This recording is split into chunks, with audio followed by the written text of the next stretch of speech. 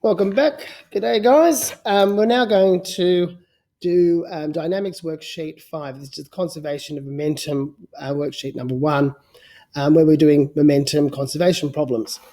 So question 1 here is simply asking you to do some basic work, which I won't be going through. So you are to identify the units of momentum and then calculate the momenta of these for problems here.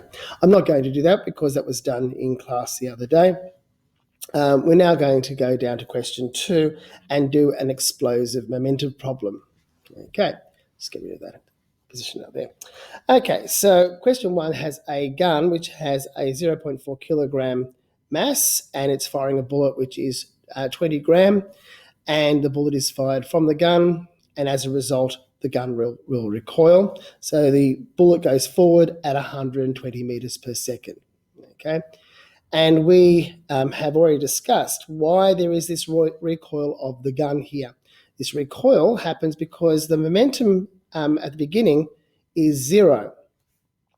At the end, the bullet has positive momentum, and therefore the gun must have negative momentum. So when we add these two momenta together, we get 0, because the momentum before must be equal to the momentum afterwards. Right, so I've already answered questions A and B. The momenta before the gun is fired, the gun bullet system has a 0 momentum.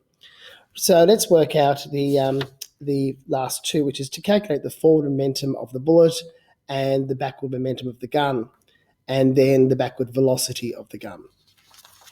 So the gun, so let's just do firstly, this is 2C. The bullet's momentum, so the momentum of the bullet, would equal mass times velocity. Now the mass of the bullet is 20 grams, which is 0.0 that's 200 grams, it's 2 there, okay, times the velocity, which is 120. So popping that in the calculator, 0.02 times up there, 120, it's 2.4 Newton seconds. Okay.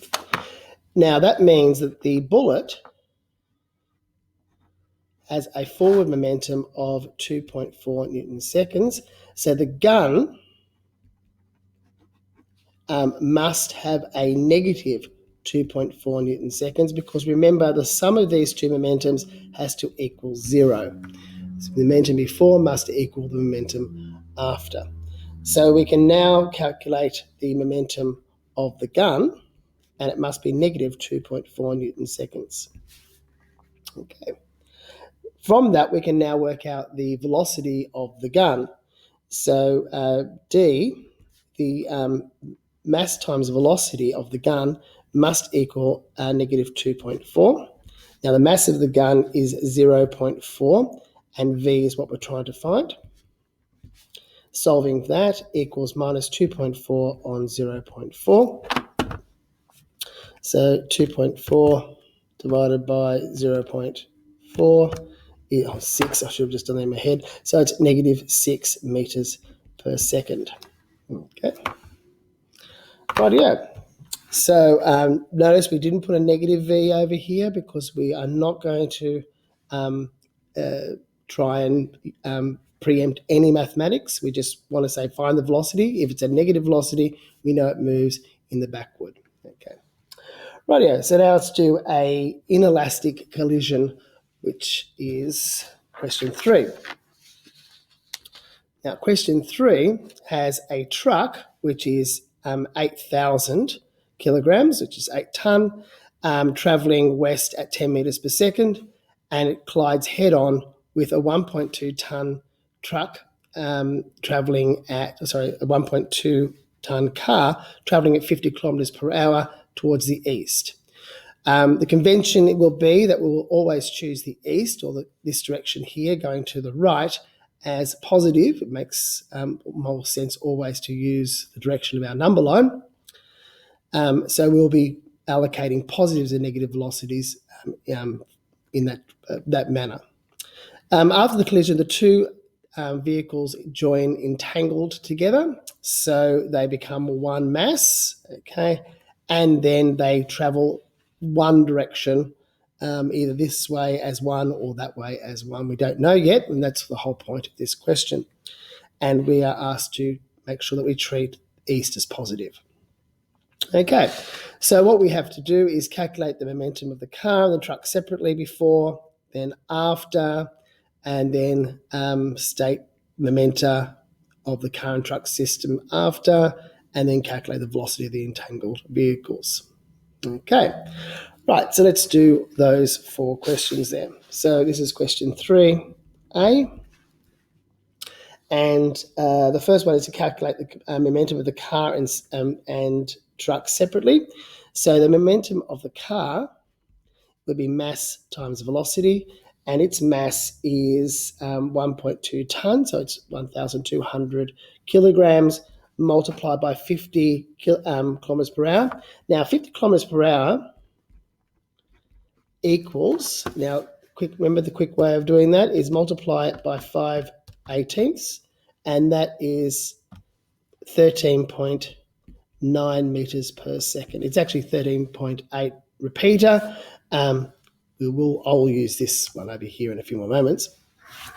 So that will be 13.9, multiplying that one by 1,200 now, and I get 16666.7 Newton seconds.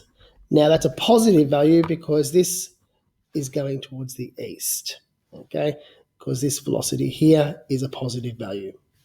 Okay, that's 13.9. Okay, so the momentum of the truck, once again, is mass times velocity, and the mass of the truck is 8 ton times its velocity, which is 10, but it's traveling to the west, so that's a negative 10.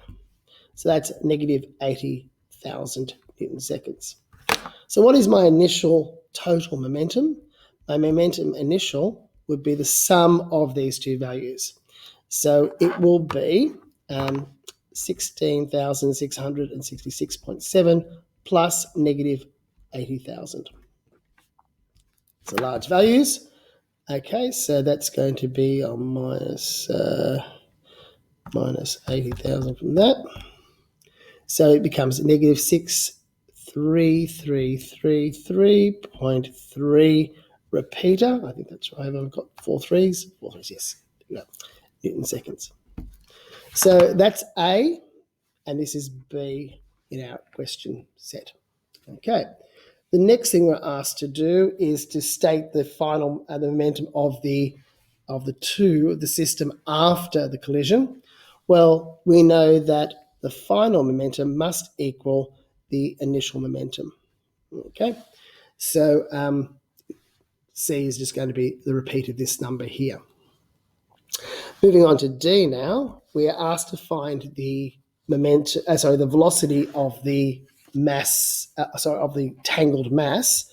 So we know that the final momentum would equal the mass of the system times the final velocity. Now, the mass of the system is going to be, in this case, 8,000, that's the truck, plus 1,200, which is the car. So that's going to be 9,200 kilograms. So the mass at the end has changed because it's a combination now of these two values. So that's going to be 9,200, and V is what we're trying to find. We know the final, it is equal to this number up here. So that's minus 6,333. How many threes are there? There's 1, 2, 3, 4 threes and 0.3.